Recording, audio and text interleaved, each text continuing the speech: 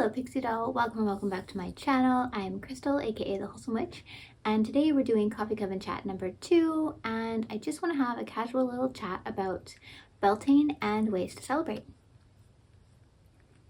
Hi! I don't know if you can see my cat right now, but she's licking my arm and it's very cute. Hello baby.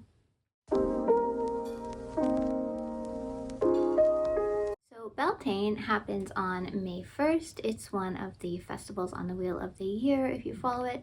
If you follow me, you'll know that seasonal living is a very big part of my practice, and I follow all the festivals and I'm very enthusiastic about particular festivals. Beltane is one of them. I love the energy around Beltane. I love the time of year that we celebrate Beltane. It's spring, it's Taurus season, it's all the good things. So I'm always really excited for this one. And it is one of the 4 fire festivals that we celebrate on the Wheel of the Year, along with Samhain, Lunasa, and Imbolc. And it's just such a joyous turn of the wheel. It's about love and pleasure and life and enjoying life and just passion and abundance and fertility. And some key traditions for Beltane include maypole dancing, bonfires. It's a popular time for hand fastings, and it's also a time to honor the joining of the god and the goddess. Beltane, to me anyway, it's really a time that calls for us to just invite more love into our lives, to invite more pleasure into our lives, to give more time to our passions and things that really bring us joy, and to just live, to remember to live. Because, you know, it's a blessing and an honor just to be here, just to be enjoying this crazy thing we call life. And yeah, this festival to me is really a reminder to do just that. And just like nature is growing and blooming outside our doors, it's a time that calls for us to reflect and consider, where in our life do we want to grow right now? What things do we want to nourish and water, and what seeds do we want to plant to have blossom and bloom throughout the coming weeks of spring and as we go through summer. So let's chat a little bit about a few ways that we can celebrate this day and honor this day. And as we go through, I'll share some things about how I tend to celebrate Beltane and things I tend to get up to. As I mentioned, Beltane is one of the 4 fire festivals in the year, and it's a great time to embrace a little fire magic, safely of course, because safety first always. And I really like to do candle rituals around this time. I mean, if you can have, you know, a bonfire or do a fire pit or something in your yard, if you have access to those types of things, that's great. You could do those things and make it a little bit bigger or grander, but I've never had access to those things, and also I'm a little bit fire phobic, if I'm being completely honest. So even if I had a fire pit in my yard, I wouldn't use it because I'm a crazy person and I would be probably afraid of burning my house down. So I prefer to do fire magic on a smaller scale. And I know a lot of us don't have access to things like fire pits or have a place we could do a bonfire. So candle magic is where a lot of us would benefit to just lean into that. So the fire element represents transformation and purification and passion. So all things that go with this time of year, that go with this festival. So if you want to do a candle ritual, you could center your intentions around something that goes with those themes. What kind of transformation or change do you want to have in your life? I like to do it as just a little candle type of visualization meditation, if that makes sense. So I'll just light a candle and I sit with it, and I basically use the flame to help me focus and to help me visualize whatever it is I'm trying to bring into my life at that time. So that's my favorite way to do a little candle magic on Beltane. You could also do like a little fire spell or a ritual of releasing, where you write down the things you want to release and you burn them, again safely, in a fire safe dish or your cauldron, something like this. So if you do want to do fire magic in the form of candle ritual or a little candle spell, then you could consider choosing a candle that aligns with the element of fire colors, so red or orange or yellow. You could also choose one that aligns with your intention, so pink red for love, green for money or abundance, that type of thing. And then you could consider anointing your candle with oils or carving sigils or symbols into the candle. So that's a little ways you can bring more energy into it. Or you can just light the candle, do the visualization, do a candle meditation, light a candle and just simply state a little spell or state your intentions to Mother Earth, to the fire element, and just say them out loud or in your mind. And sit with it. Just sit with your intention and focus on it and align your energies with it for a few minutes. So candle vigils can be short, they don't have to be long, and they're a great way to connect with Beltane energy, connect with fire energy, and connect with the energy of the sun. It's getting stronger as the days go on right now, so it's a good one. Something else you might like to do, and that I like to do a little bit, is include some elements onto your altar that represent Beltane to you, if you have an altar. If not, you could consider setting up a very small space that is dedicated to Beltane energy. It could simply be a candle and some crystals. It doesn't have to be some big, fancy, ornate thing. I like to put some earth elements on my altar at Beltane, so things like flowers.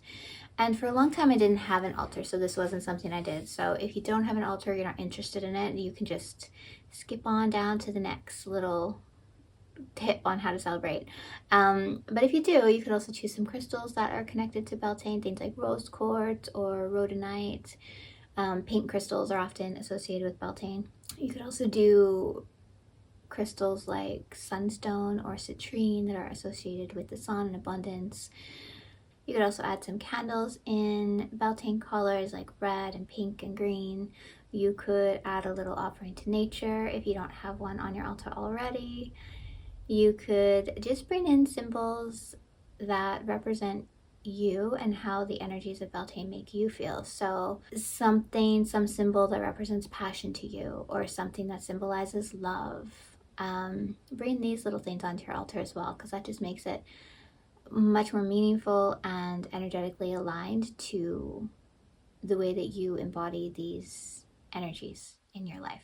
Could also do some self-love magic for Beltane. Love is a huge theme around Beltane, and I don't think we need an excuse to show ourselves some extra love, but we often forget to do so. So this is a great reminder to lean in, love yourself, do extra things for yourself, treat yourself, and do meaningful, magical things for yourself, like mirror affirmations. Tell yourself how beautiful you are. Tell yourself how much you love yourself and how much you're worthy and you deserve everything that you desire. And you could do a self-love bath. That's a really popular activity. You could write a love letter to yourself, do a self-love spell jar or sachet that you can carry with you. You can enchant some of your jewelry to hold the energies of love. Could be a rose quartz bracelet or a pair of earrings, something like this. You could also do some self-love journaling. I always like to do a journal session on Beltane. Just sort of like a reflection journaling, but I like to write down as well things I appreciate about myself, things I'm proud of myself for, maybe things I did this year that should be acknowledged and celebrated. And we often forget to do this when we have accomplishments. We might, be happy or proud for 2 minutes after we've accomplished said thing, and then we kind of forget all about it. So it's a nice moment to just remind ourselves of all the things we have been through, all the things we've survived, all the things we've accomplished. Because however old you are in your life, you've accomplished things, you've done things. Write them down, remind yourself. You could also write down things that you love about yourself. Your favorite personality traits, your favorite physical traits, whatever feels good, both. Just write everything down. These could go along with a little self-love letter to yourself.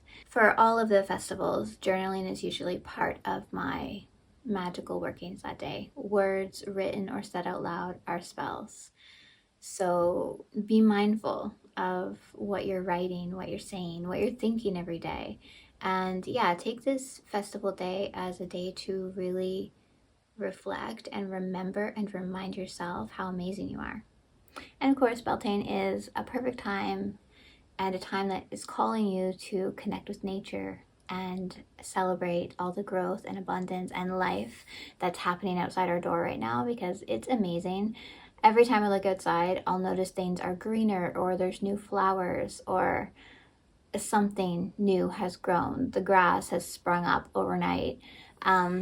It's a really magical time to take notice of our natural surroundings and just seeing everything that is blooming, and let it inspire you to bloom and grow in the same kind of way.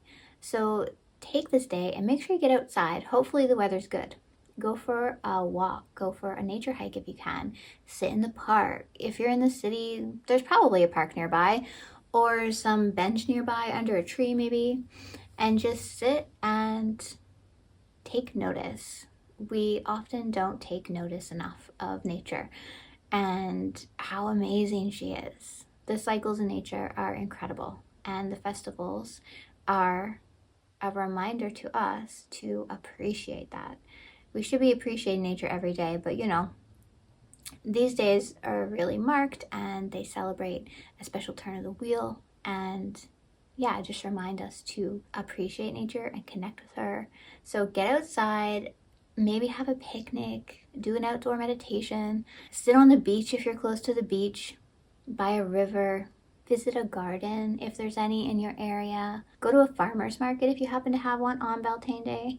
I love doing that during the festival days. If things align and there happens to be a market on that day, I would highly recommend doing that.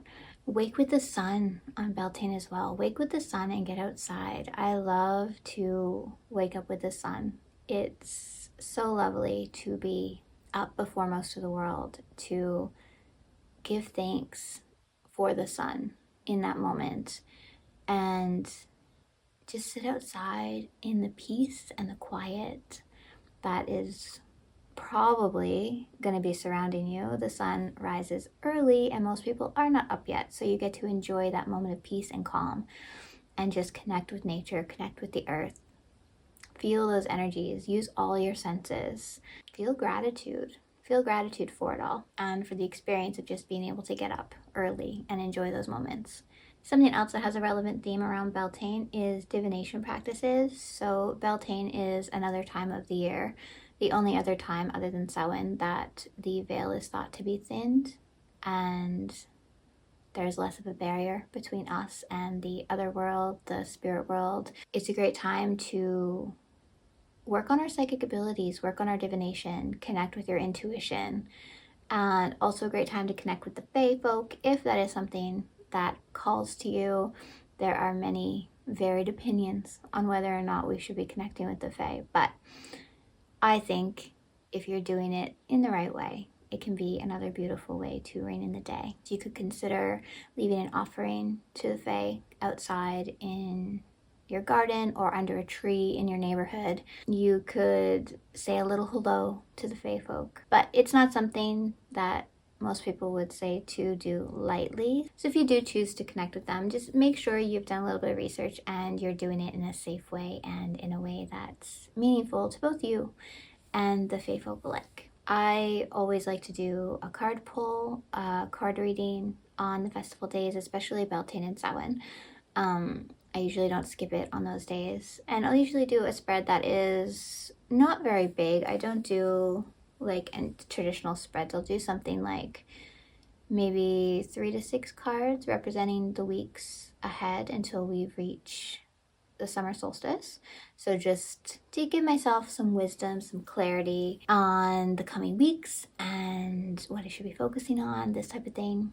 I always also write this down. I like to remember the cards I pulled. I like to write down any insights or messages I get during the reading. So I like to do that for myself on Beltane always. And you could also do other things. You could do some pendulum work. You could even just, if you're not very familiar with divination practices, choose one that calls to you and just learn about it that day. Pick up a new book about it. Treat yourself to a new book and start reading. Read a little bit. This new divination practice might be something that becomes a big part of your magical journey as you move forward. And something else I always like to do on Beltane is to get in the kitchen, of course, and do a little kitchen witchery, because no festival is complete without food. So I'll usually maybe bake, I like to bake Beltane Bannocks. And actually, one of my old videos from the first duration of this channel is my recipe, so maybe I'll link that below in case you guys want to try it out. I've gotten some good feedback. People really like the recipe. And I sometimes will do cookies or pancakes, usually something that has to do with carbs and bread. And something sweet usually. And then if the day calls for it, if I have time in the day, I'll do like a Beltane kind of full meal. And I like to do iced tea as well, using things that connect with Beltane and with the spring season. So usually I'll add like citrus, lavender, like a lemon lavender iced tea, delicious, or lavender lemonade if you're into making your own lemonade. I don't usually do that, but I like the idea of it. And when I'm doing my Beltane baking or cooking, I always try to include the intentions of Beltane and intentions that I have for myself into the process, of course. Otherwise, I'm just making a regular meal and the witchcraft part gets kind of left out. So I'll make things with the intentions of love and joy and growth and abundance. Those are probably my most often gone to intentions for Beltane Day, and for what I want to bring into my life anyways as we move forward towards summer. And there's really so many ways. There's so many ways you can celebrate this festival that are just meaningful, but you don't have to do anything elaborate. You can do little things like, you know, bake some cookies, light a candle, and that can be your celebration, you know? Make it meaningful to you and let your celebration, you know, work with your lifestyle, because maybe Beltane falls on a Thursday this year. It's this coming Thursday, so maybe you have to work all day.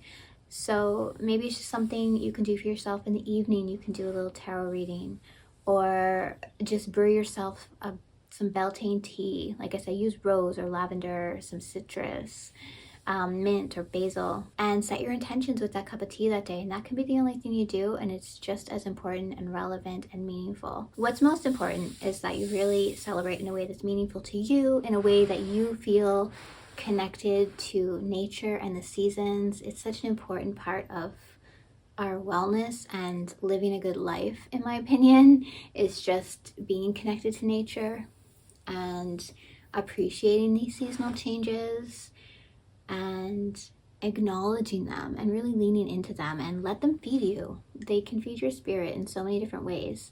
I'm kind of just getting off on a tangent here, but it's true, and I feel very passionately about living with the seasons and celebrating the seasons. And make sure on your festival day, this doesn't take any extra time, give thanks to nature. It's something we should be doing anyways, but thank her, acknowledge her. She works really hard for us every single day. And I have a couple of blog posts as well that have lots of different ways to celebrate, and I think I'll link those down below so that you guys can get some more ideas if you want to check those out. I think I'm going to leave it there. For today. However you celebrate, I hope you have an amazing, magical day. And I hope that the rest of spring, Beltane is the midpoint between spring and summer. So we're already halfway through spring and summer is on the horizon. I hope that these next few weeks are filled with so much life and love and magic and blessings for you. And if you're still watching all the way to the end, thank you so much for being here. My sincere gratitude to you. I appreciate you very, very much. And I really like doing these coffee chats. They are relaxed and they're fun. They're really fun. And don't forget to check out the other resources I will leave linked in my description.